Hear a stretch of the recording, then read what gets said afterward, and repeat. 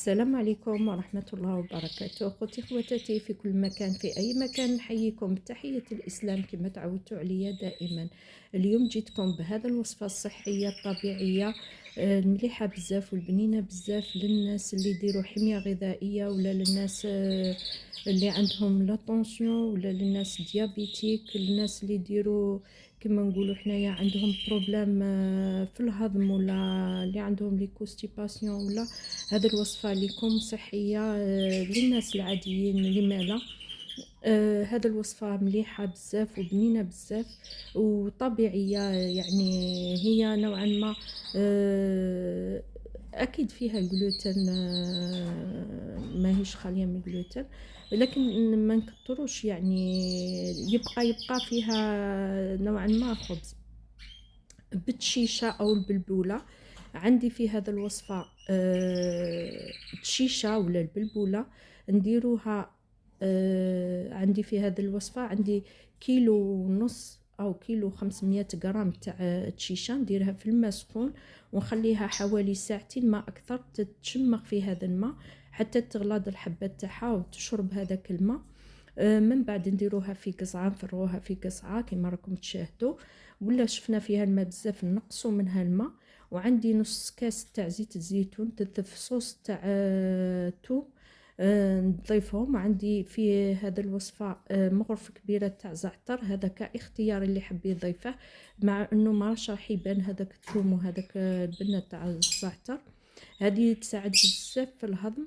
من بعد نضيف مع هذا البلبولة مغرفة كبيرة تاع خميرة تاع الخبز، نضيفها مع هذيك البلبولة مع هذا الزيت الزيتون وهذا الثوم اللي درته. نعاود نطحن هذيك البلبولة وهذيك التشيشة، نطحنها باش تطلق لي هذيك النشا تاعها ولا هذاك الغرات تاعها كما نقولوا حنايا. من بعد الطريقة يعني هي ماشي راح تجينا كيما العجين اكيد، بصح راح تتلم معنا. نحاول نخلو لها هذاك الماء تاعها باش تجينا هشيشه من الداخل. هنا الملح اختياري، الناس اللي تاكل مسوس ما تضيفش الملح، الناس اللي تاكل عادي دير غير واحد شويه نتاع الملح، ماش راح تجي البنه تاعها مسوسه. ندير نلمها، وكما راكم تشوفوا راه فيها هذاك الماء تحسبوه حليب. نلمها فقط ما نخبزهاش، نلمها ككرة ونحطها فقط نهبطها شويه ماشي بزاف. هي غادي تجي شويه ناشفه من الداخل، بصح ما تجي شيشه، ما غاديش تجي يابسه، تجي شيشه وتجي بنينه بزاف. نضيفها كيما هكا، كيما راكم تشوفوا في الفيديو يعني راه يشرح في نفسه. ونحط حتى نكمل الكميه كامل اللي عندي. نسخنوا الفرن تاعنا كامل، تعرفوا كيفاش طيبوا في الفرن تاعكم، ونخلوها حتى تنشف من هذاك الماء. طيب الخبز تاعنا عادي كما شفتوا في البدايه تاع الفيديو، تجيه شيشه بزاف وتجي روعه روعه. تساعد عفوا كما قلت لكم في الهضم. مليحه ليستوما، مليحه الناس اللي تعاني من الهضم كما قلت لكم، مليحه بزاف بزاف.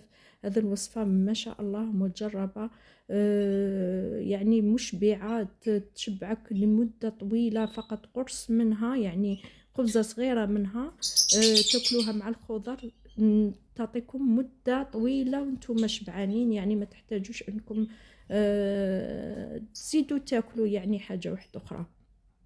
وهذه هي الوصفه تاعنا كامله، ما فيهاش مكونات بزاف، تاكلوها مع اي حاجه تحبوها نتوما.